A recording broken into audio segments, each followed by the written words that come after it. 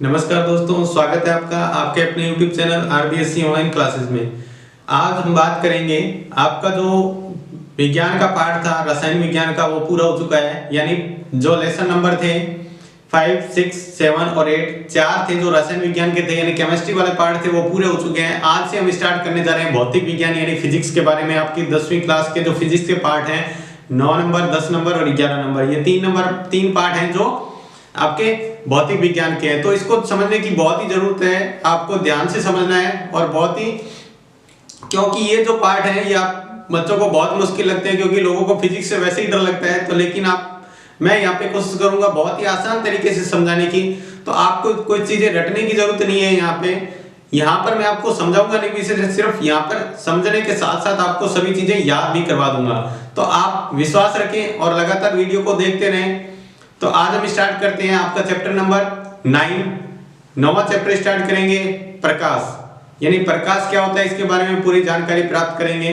तो सबसे पहले देखते हैं जो पृथ्वी है अपनी, तो पृथ्वी पर प्रकाश का सबसे बड़ा स्रोत क्या है? सूर्य। सभी प्रकाश अपन कोई भी चीज आप देख पाते हैं तो किसकी वजह से? प्रकाश की वजह से। अगर बिल्कुल आपको मान लो एक अंधेरे कमरे में डाल दिया जाए जिसके कुछ भी प्रकाश का कोई भी कण भी नहीं हो जिससे अपन लाइट देख सके, तो आपको कुछ भी नहीं दिखाई देगा। यानी प्रकाश के बगैर आप कोई चीज नहीं देख सकते। तो ध्यान रखें, कोई भी चीज देखने के लिए आंखों की जितनी जरूरत है उतनी प्रकाश की जरूरत है। अगर बिना प्रकाश आप कुछ भी नहीं देख पाएंगे। तो ये सारा संसार आपको दिखाने के लिए आंखों का और प्रकाश का दोनों का बराबर ही हिस्सेदारी है। तो देखें अब जो सूर्य से प्रकाश आ रहा है, कुछ अपन देखते हैं अपने जो मानव द्वारा बनाए गए स्रोत भी हैं, जैसे घर में बल्ब होता है, बहुत सारी और भी चीजें हैं प्रकाश की, टॉर्च होती है, ये सारे प्रकाश के काम करते हैं अपन किसी भी वस्तु को देखने के लिए। तो देखो किस तरह से अपने को वस्तु दिखाई देती है, पहला उसका छोटा सा कॉन्सेप्ट समझ लेते हैं। तो क्या होता है, मान लो कोई इंसान यहाँ पर खड़ा है, ठीक है, और यहाँ पर कोई आपको चीज रखी हुई दिखाई दे रही है गोल। तो क्यों दिखाई देती है? इसके ऊपर पड़ती है लाइट। ये मान लो सूर्य से लाइट पड़ी, तो लाइट पड़ के क्या होता है अपनी आंखों से, ये जो प्रकाश किरणें आती है ये अपनी यहां से होते हुए कहां तक पहुंचती है? आंखों तक। आंखों पर प्रकाश किसके ऊपर बनता है? रेटिना पर। रेटिना पर क्या बनता है? उसका प्रतिबिंब। प्रतिबिंब मतलब उसकी छाया बनती है रेटिना पर। फिर अपने को वो क्या करता है? रेटिना दिमाग को सूचना पहुंचाता है। किसको? अपने दिमाग को सूचना पहुंचाता है। फिर वो दिमाग अपने चीज देखने की अनुमति देता है, फिर अपने को चीज दिखाई देती है। तो देखो क्या स्रोत है, पहले तो कोई भी प्रकाश का स्रोत है उसके ऊपर प्रकाश पड़ेगा, फिर वो क्या होगा? अपनी आंखों तक पहुंचेगा। आंखों से वो किरणें पहुंचने के बाद में वैसा प्रतिबिंब अपने रेटिना पर बनता है। रेटिना से अपना दिमाग तक सूचना पहुंचाकर, यानी संदेश पहुंचा जाता है। रेटिना दिमाग तक संदेश पहुंचाता है कि ऐसा प्रतिबिंब बन रहा है। फिर अपने को दिमाग को सूचना देता है, उसको क्या निर्देश देता है कि आप इस प्रतिबिंब को बना रहे हैं, तो प्रतिबिंब दिखने की अनुमति देता है, तो अपने को चित्र दिखाई देता है। अब बात करते हैं कोई भी कलर क्यों दिखाई देता है, अपने को रंग क्यों दिखाई देता है। जैसे ये बोर्ड पर लिखे हुए अक्षर आपको काले दिखाई दे रहे हैं, ठीक है, ये शर्ट का कलर नीला दिखाई देता है, मार्कर है जो व्हाइट दिखाई दे रहा है। क्यों दिखाई दे रहा है? तो कारण क्या होता है कि जब भी इस ऑब्जेक्ट के ऊपर, यानी कोई भी वस्तु है, इसके ऊपर लाइट पड़ती है, ये लाइट पड़ेगी, ठीक है, और यहाँ पर इंसान खड़ा है कोई भी, तो ये क्या कर रहा है? आपको पता है जो भी लाइट होती है, सूर्य से प्रकाश आता है, वो कैसा रंग होता है? सफेद रंग। यानी कितने कलर से मिला होता है? 7 कलर से। आपने देखा होगा इंद्रधनुष के 7 कलर होते हैं, वो मुख्य कलर होते हैं। उन सबको मिलाकर कौन सा कलर बनता है? सफेद कलर बनता है। तो वो लाइटें पड़ती है, फिर क्या करता है वो ऑब्जेक्ट? बाकी सभी कलर को तो क्या कर लेता है? खुद ऑब्जर्व कर लेता है, यानी खुद अवशोषित कर लेता है। सिर्फ एक कलर को ही वो क्या करता है? रिफ्लेक्ट करता है, यानी वापस भेज देता है, परावर्तित कर देता है। परावर्तन क्या होगा वो अच्छी तरह से समझेंगे। यानी एक कलर को वो क्या कर देता है? वहां से अपनी उस ऑब्जेक्ट से बाहर से परावर्तित कर देता है, जो अपनी आंखों तक पहुंचता है। तो जो कलर पहुंचेगा वो क्या होगा? अपने को दिखाई देगा। अगर मान लो ये लाल दिखाई दे रहा है, तो उसने बाकी 6 कलर तो ऑब्जर्व कर लिए, लाल को नहीं कर पाया। लाल को उसने क्या किया? वापस भेज दिया, तो अपने को कोई भी चीज लाल दिखाई देगी। अगर वो सफेद दिखाई दे रही है, अगर वो चीज सफेद दिखाई दे रही है, तो सातों कलर क्या कर दिया उसने? 7 के 7 कलर वापस रिफ्लेक्ट कर दिए, तो अपने को सातों कलर दिखाई देंगे। अगर कोई चीज काली दिखाई दे रही है, यानी काला दिखाई दे रहा है, तो उसने क्या किया है? सातों के सातों कलर ही क्या कर लिए, ऑब्जर्व कर लिए, एक भी कलर रिफ्लेक्ट नहीं कर रहा तो अपने को कोई भी चीज काला दिखाई देता है, यानी सातों के सातों क्या कर लिए, अवशोषित कर लिए। अवशोषित, सातों के सातों कलर जब अवशोषित कर लेता है तो अपने को कोई भी चीज काली दिखाई देती है, और एक भी कलर सातों के सातों रिफ्लेक्ट कर देता है, यानी परावर्तित कर देता है, यानी वापस भेज देता है, तो अपने को चीज कैसे दिखाई देती है, सफेद। और एक कलर की दिखाई देगी, मतलब बाकी छह तो उसने क्या कर लिया, ऑब्जर्व कर लिया, सिर्फ एक कलर को वो रिफ्लेक्ट कर रहा है जो अपने को दिखाई देता है। कुछ कलर की मिक्सिंग होकर उन 7 कलर से 2 कलर को मिलकर भी कलर बनते हैं बहुत सारे। तो ये अपना जो इमेज बनने की, कोई भी चीज दिखने की क्या कारण है, वो ये कारण है कोई भी चीज दिखने का। तो अब बात करते हैं, देखो प्रकाश कैसे, किस तरह से गमन करता है। तो प्रकाश के लिए जो एक वैज्ञानिक था डी ब्रॉगली, इसने प्रकाश को क्या बताया, प्रकाश की द्वैत प्रकृति के बारे में बताया।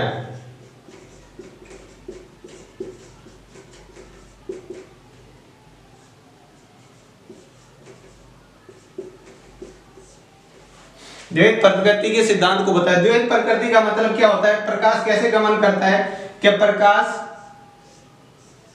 कण के रूप में भी होता है और तरंग के रूप में भी, दोनों तरह से गमन करता है।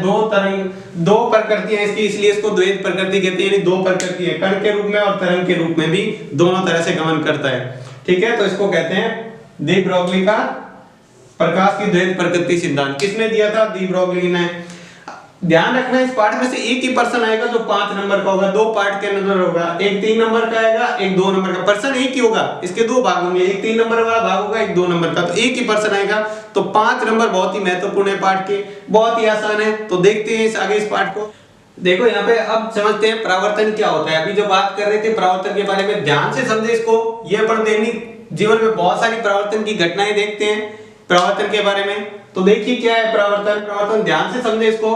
परावर्तन, जब प्रकाश की किरण, यानी प्रकाश किसके रूप में गमन करता है, तरंग यानी किरण के रूप में। तो जब प्रकाश की किरण किसी चमकीली सतह से, मान लो ये सतह है, ये कोई चमकीली सतह है, जैसे मान लो कांच हो सकता है, स्टील हो गया, जैसे चमकदार होता है उससे, जब प्रकाश की किरण किसी चमकीली सतह पर टकराती है तो वापस उसी दिशा में मुड़ जाती है। जब प्रकाश की किरण किसी चमकीली सतह से टकराती है तो वापस उसी दिशा में मुड़ जाती है। प्रकाश की इस घटना को क्या कहते हैं, परावर्तन, यानी परिवर्तित कर दिया, वापस इसी माध्यम में, यानी उसी माध्यम में वापस चली जाती है, परावर्तित हो गया, उसे कहते हैं प्रकाश। जो आने वाली किरण होती है उसे बोलते हैं आपतित किरण, आपतित किरण। और जो परावर्तित होने के बाद में उसे बोलते हैं परावर्तित किरण। ये आने वाली होती है आपतित किरण, और परावर्तन के बाद ये परावर्तित किरण। ये अपनी कोई भी चमकीला पृष्ठ है,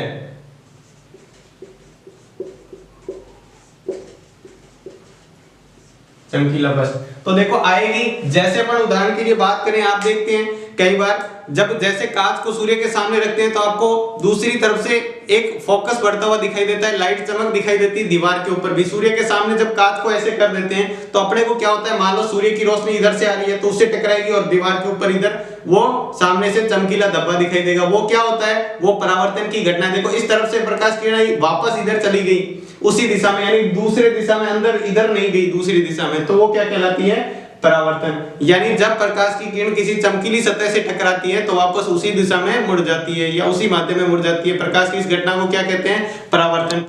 तो परिभाषा देखते हैं इसकी, क्या परिभाषा होती है परावर्तन की। देखो, जब प्रकाश की किरण किसी चमकीली सतह से या कांच से टकराती है तो वापस उसी माध्यम में, देखो चमकीली सतह, ये अपनी सतह है, यहां से ये मान लो कांच है, तो वापस उसी माध्यम में चली जाती है। तो प्रकाश की इस घटना को क्या कहते हैं, प्रकाश का परावर्तन कहते हैं। जब प्रकाश की किरण चमकीली माध्यम से टकराकर उसी माध्यम में वापस चली जाती है उसे परावर्तन कहते हैं। यहां पर अपन इसके एक लाइन खींच लेते हैं, 90 डिग्री कोण बनाते हैं, इसे बोलते हैं अभिलंब। ये काल्पनिक है, अपने मानना है, एकदम सीधी रेखा, मान लो कांच ऐसे तो सीधी रेखा है ये, तो यहां पर एक कोण बनता है, ये आपतित किरण और इसके बीच में, देखो किरण और अभिलंब के बीच बनता है इस कोण, इसे कहते हैं आई, आई से लिखते हैं। और जो परावर्तित किरण है इसके बीच में कोण बनता है, इसको बोलते हैं आर। तो देखो आई और आर यहाँ पर क्या है, जो आई है वो उसको बोलते हैं आपतन कोण, और जो R है वो है परावर्तन कोण। ध्यान रहे ये तल से नहीं कोण बनेगा, एक अभिलंब मान लो सीधा इसे खींच देते हैं, जैसे मान लो ये मार्कर रखा हुआ है इसको, और तो मार्कर के बीच और इस लाइन के बीच जो कोण बनेगा इधर वाली के, वो तो होगा परावर्तन कोण, और जो अभिलंब और आने वाली किरण के बीच जो कोण बनता है वो होता है आपतन कोण। तो परिभाषा पूछे आपतन कोण और परिवर्तन कोण की, क्या बनेगी? आपतित किरण तथा अभिलंब के बीच बनने वाले कोण को क्या कहते हैं? आपतन कोण। तो परावर्तन कोण की अभिलंब तथा परावर्तित किरण के बीच बनने वाले कोण को क्या कहते हैं? परावर्तन कोण। ध्यान रहे ये आपतन कोण है, ये परावर्तन कोण है, ये आपको ध्यान रखना है। तो ये थी परिभाषा परावर्तन की। अब देखो परावर्तन के प्रकार, दो प्रकार का होता है परावर्तन। देखो पहला प्रकार है नियमित,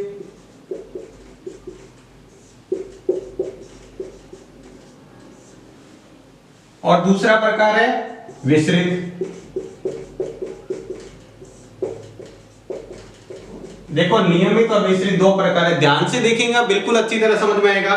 देखें तो नियमित और विसरित परावर्तन क्या है इसके बारे में देखते हैं। तो देखो नियमित परावर्तन किसे कहते हैं? जब प्रकाश की किरण किसी चमकीली सतह से टकरा रही है, मान लो ये चमकीली सतह है, ठीक है, मान लो बिल्कुल समतल स्थल है, ये कौन सी है? कोई समतल सतह है या पृष्ठ है, उससे टकराती है। तो देखो मान लो इधर से प्रकाश किरण आ रही थी, एक ये आ रही थी, इस तरह से प्रकाश समांतर किरणें आ रही थी, कौन सी है? समांतर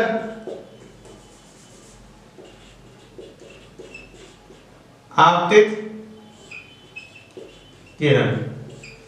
और वापस कैसे जाएगी? वो समांतर ही जाएगी।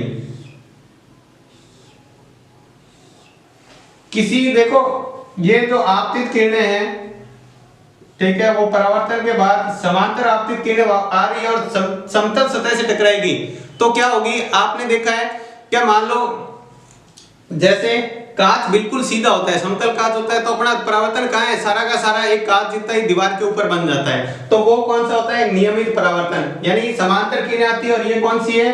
परावर्तित किरण। और ये क्या है? समांतर है। तो किसी समतल सतह से टकराएगी तो वापस क्या होगी? सारी की सारी किरणें आ रही है, जितनी भी आ रही है, जैसे मैंने चार बना के बताई, बहुत सारी किरणें आएगी और एक निश्चित दिशा में चारों के चारों समांतर आई है और समांतर ही परावर्तित हो रही है। यानी कि समतल सतह से जब प्रकाश किरणें समतल सतह से टकराती है तो जैसे नियमित किरणें आती है, नियमित की नियमित परावर्तित हो जाती है, ये होता है नियमित। और विसरित में क्या होता है कि अपना जो पृष्ठ होता है वो समतल नहीं होता है, ऐसे इस तरह से बना होता है, तो ये समतल नहीं है, तो क्या है? खुरदरा। जब मान लो खुरदरा पृष्ठ हो तो क्या होता? प्रकाश किरण मान लो आ तो रही है नियमित, ठीक है, जाएगी कैसे? ये यहां चली गई, ये ऐसे चली गई, ये यहां जा रही है, तो देखो वापस नियमित नहीं जा रही है, ये आपतित किरणें हैं,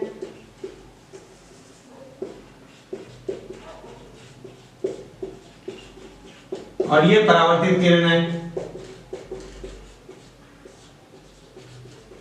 तो देखो नियमित में क्या होता है? देखो सबसे परिभाषा देखो, जब प्रकाश की किरण समांतर आती है और समतल पृष्ठ पर टकराकर वापस समांतर चली जाती है, तो क्या होता है? वो नियमित परावर्तन होता है। और विसरित परावर्तन क्या होता है? जब प्रकाश की किरण किसी खुरदरे पृष्ठ से, है तो चमकीली सतह तो चमकीली है लेकिन खुरदरा पृष्ठ है मान लो, तो उससे क्या होती है? टकराती है, तो वापस परावर्तन के पश्चात नियमित नहीं जाती है या विसरित हो जाती है, बिखर जाती है, तो उसे क्या कहते हैं? विसरित परावर्तन कहते हैं। तो देख लेते हैं इसकी नियमित की और विसरित की परिभाषा क्या है।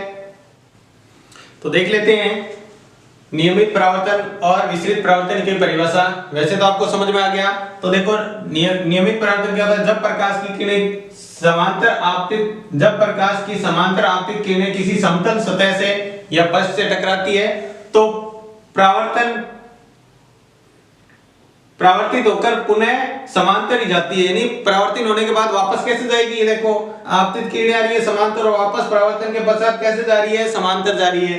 तो इस प्रकाश के इस परावर्तन को क्या कहते हैं, नियमित परावर्तन। विसरित परावर्तन देखो क्या होता है, जब प्रकाश की किरणें समांतर आपतित किरणें किसी खुरदरे पथ से, यानी ये पथ कैसा है, खुरदरे पथ से परावर्तित होती है तो परावर्तन के पश्चात अनियमित या विसरित हो जाती है। देखो नियमित नहीं है, कोई भी वापस समांतर नहीं जा रही है, कोई किधर ही जा रही है, कोई किधर जा रही है, तो अनियमित है या विसरित है। तो प्रकाश की इस घटना को क्या कहते हैं, यानी इस प्रकार के परावर्तन को क्या कहते हैं, विसरित परावर्तन। तो ये थी दो प्रकार परावर्तन के प्रकार, नियमित और विसरित। आपको समझ में आ गया होगा। आगे देखते हैं प्रकाश के परावर्तन के नियम। तो देखो परावर्तन के नियम क्या है, तो परावर्तन अपने जैसे पढ़ा था, मान लो ये कोई सतह है जिससे प्रकाश की किरण ये आ रही है, टकराई इससे और वापस उसी दिशा में चली जाती है, तो इसे क्या कहते हैं, परावर्तन। तो ये अपन मान लेते हैं यहां पर अभिलंब, ये अभिलंब हो गया, इसे लिख लेते हैं अभिलंब। ये है आपतित किरण, ये है परावर्तित किरण। ठीक है, तो देखो पहला नियम तो ये है, देखो आपतित किरण, परावर्तित किरण तथा अभिलंब कहां पर है, तीनों एक ही तल में, यानी इसी तल पर है। ऐसा नहीं है कि आपतित किरण आ यहां से रही है, जा यहां रही है और अभिलंब इधर है, अलग अलग तल में भी नहीं है और अलग अलग बिंदु पर भी नहीं है, तो एक ही बिंदु पर है तीनों, यानी आपतित किरण तथा परावर्तित किरण और अभिलंब तीनों एक ही तल में होते हैं। तो एक पॉइंट ये हो गया, आपतित किरण, परावर्तित किरण तथा अभिलंब तीनों एक ही तल में होते हैं। दूसरी बात देखो, जितना ये कोण आपतन कोण बनता है, ये कोण आई कौन सा होता है, आपतन कोण, आपतन कोण, और ये जो कोण आर बनता है ये कौन सा होता है, परावर्तन कोण। तो परावर्तन की क्या होता है अंदर, आपतन कोण और परावर्तन कोण क्या होते हैं, बराबर। तो दूसरा पॉइंट ये हो गया, आपतन कोण और परावर्तन कोण बराबर। तो देखो पहला पॉइंट था आपतित किरण, परावर्तित किरण तथा अभिलंब तीनों एक ही तल पर होते हैं, तीनों क्या होते हैं, एक ही तल पर होते हैं। आपतित किरण, परावर्तित किरण तथा अभिलंब क्या होते हैं, तीनों एक ही तल पर होते हैं। दूसरा देखो आपतन कोण तथा परावर्तन कोण बराबर होते हैं, यानी कोण आई बराबर होता है कोण आर के, यानी आपतन कोण और परावर्तन कोण क्या होते हैं, बराबर। ये दो नियम है परावर्तन के, इसको अच्छी तरह याद कर लेना, बहुत बार पेपर में पूछा जाता है परिभाषा के साथ कि परावर्तन की परिभाषा तथा परिवर्तन के नियम लिखिए, तो ये बहुत ही इंपॉर्टेंट है, तो इसे याद रख लेना। अब देखते हैं समतल दर्पण से बनने वाले प्रतिबिंब, यानी समतल दर्पण अपन जो घर में देखने के लिए काम, जो अपन तस्वीर देखने के लिए काम में लेते हैं, अपने खुद की शक्ल देखने के लिए जो काम में कांच लेते हैं, वो होता है समतल दर्पण। तो उसका दर्पण के प्रतिबिंब किस तरह से बनते हैं वो देखते हैं। कि मान लो यहां पर इस सतह पर कोई कांच रखा हुआ है, यानी ये अपना फर्श है, यहां पर क्या रखा हुआ है, ये कांच रखा हुआ है या दर्पण कह सकते हैं, कांच या दर्पण रखा हुआ है। ठीक है, तो देखो होता क्या है इसके अंदर नियम, देखो मैं साथ में समझा रहा हूं पॉइंट। तो देखो क्या है कि मान लो ये कोई वस्तु रखी हुई है और यहां प्रतिबिंब इसका कांच के अंदर दिखेगा इतनी दूरी पर। तो देखो क्या नियम है, सबसे पहला तो ये नियम है, जितनी दूरी पर वस्तु रखी हुई है कांच से जितनी दूरी पर रखी हुई है उतनी दूरी पर प्रतिबिंब बनेगा। मान लो यहाँ पर 5 मीटर में कांच के दूर खड़ा हूं, कांच से मान लो मैं 5 मीटर दूरी पर खड़ा हूं, तो 5 मीटर कांच के और अंदर दूर दिखाएगा, तो यानी मेरे और मेरे प्रतिबिंब, यानी मेरी जो छाया कांच के अंदर दिख रही है, दोनों के बीच की दूरी कितनी हो जाएगी, 10 मीटर हो जाएगी। यानी 5 मीटर तो मैं कांच से दूर खड़ा हूं और 5 मीटर कांच के अंदर और दिखाएगा।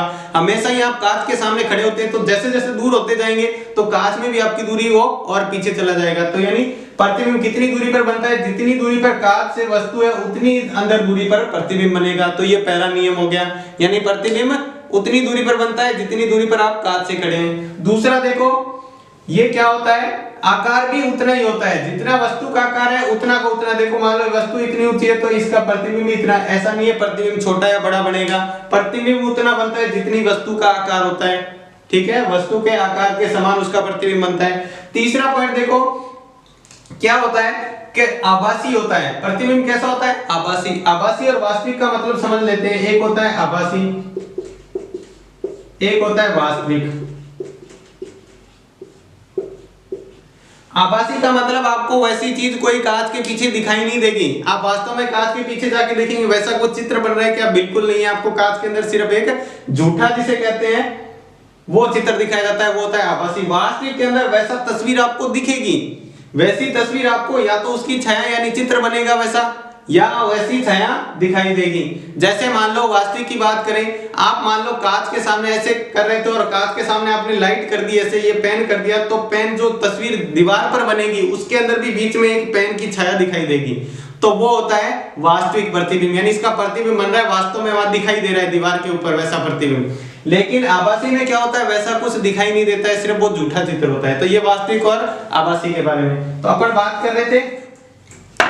तो जो पॉइंट पढ़े थे, पहला क्या था, दूरी, उतनी दूरी पर वस्तु का प्रतिबिंब बनता है जितनी दूरी पर वस्तु रखी है। दूसरा था आकार उतना ही होता है जितना वस्तु का आकार होता है, प्रतिबिंब का आकार उतना ही। तीसरा आभासी होता है। और चौथा सबसे महत्वपूर्ण है, जो अपने को दिखाई देता है उसके अंदर प्रतिबिंब, वो क्या होता है, पार्श्व परिवर्तन।